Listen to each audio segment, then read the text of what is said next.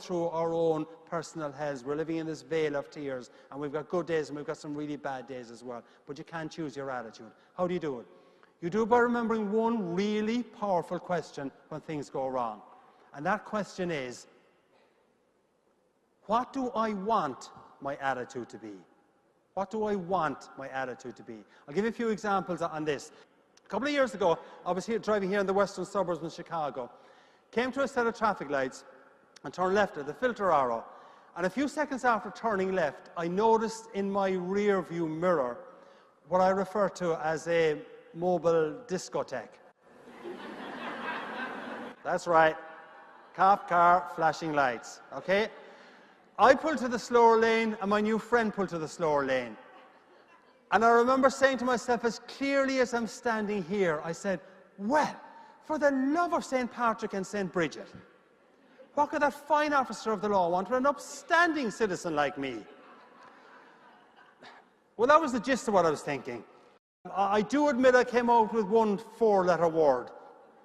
But for those of you whose mind is in the gutter, the word was oops, which stands for uh-oh, police, stop. So I asked myself, no, why did he want to talk to me? And the only reason I figured why he might want to speak to me was when I had turned left at the filter arrow, it was slightly red. It's a new term, okay? Slightly red, okay? The other thing that kind of bugged me about this was that the cop was just actually on the other side of the traffic lights. And you're saying, well, why did you do it, Conor? He was driving an unmarked police car, which is totally unfair. Right. And obviously, if he'd been driving a marked police car and he was just looking at me, I wouldn't have done it. So my contention is that unmarked police cars encourage lawless behaviour.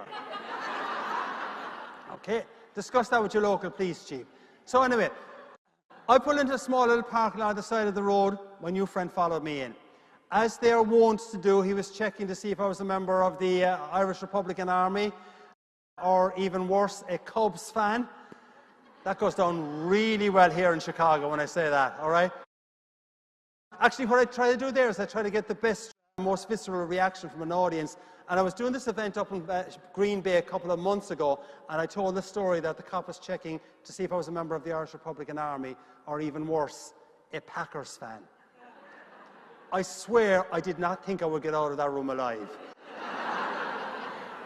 So anyway, as he was checking me, I asked myself the question I said, you should ask when things go wrong. And I asked myself, Conor, what do you want your attitude to be? And I said, there's no point in being antsy and annoyed about this. And he probably doesn't get this slightly red concept. So I see the cop get out of his car, walk up towards me in my side mirror. And because this happened in the greater Chicagoland area, a good Irish town, I prayed he had an Irish name. I prayed he had this vision of Ireland that the roads are still unpaved, and that his firstborn child had just been christened Flynn Murphy O'Flaherty. I look up. Officer Schmidt, who proceeded to advise me minute details of what I'd done wrong. He asked for my license, he asked for my insurance. I gave him my license, I gave him my insurance. I'd asked myself the question, what do I want my attitude to be? He comes out with, sir, I like your attitude. And I'm thinking, jeepers, this question does work.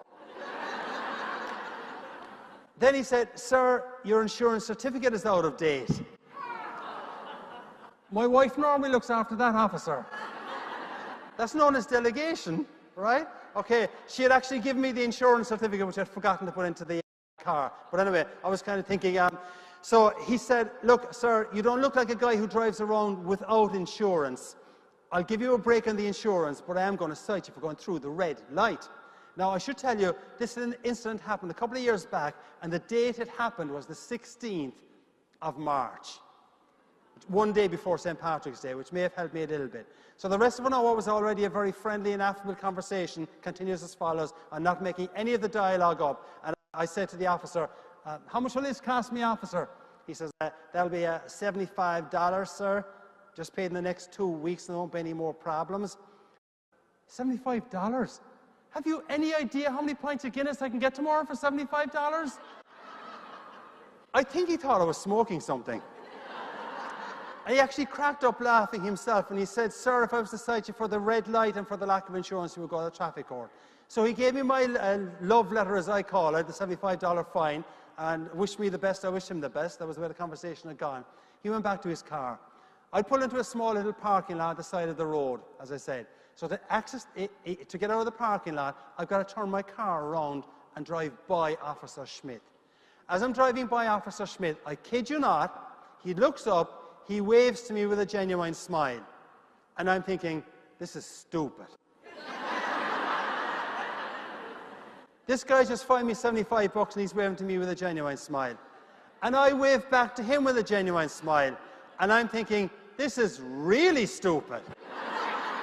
He's fined me $75. But what Officer Schmidt, though, would not have known was that for only $75, I got a really powerful anecdote about the importance of asking yourself a really powerful question when things go wrong. And for everyone here in this room, things do go wrong. For everyone here in this room, we've got bad days. But if you can remember to ask yourself the question, what do I want my attitude to be? It can make a real difference to you. There's one other area where it can make a real difference to you. I know I know that no one in this room has any difficult colleagues. Huh? Okay. All right. I know that no one in this room ever has any difficult meetings or any contentious meetings. If before you actually have a next meeting with your difficult colleague or contentious meetings, if you ask yourself before the meeting, what do I want my attitude to be? You're not going to say, I want this meeting to be a disaster. You're not going to say, I want this meeting to go down in flames. If you ask, what do I want my attitude to be? I think you'll say, I want to get something out of this meeting, this discussion. And when you're walking into that meeting, you can say, hey, chaps, compliment, hear the words thank you, address people with their name, positive words, and find some reason to put a smile on their face. It'll be a different meeting.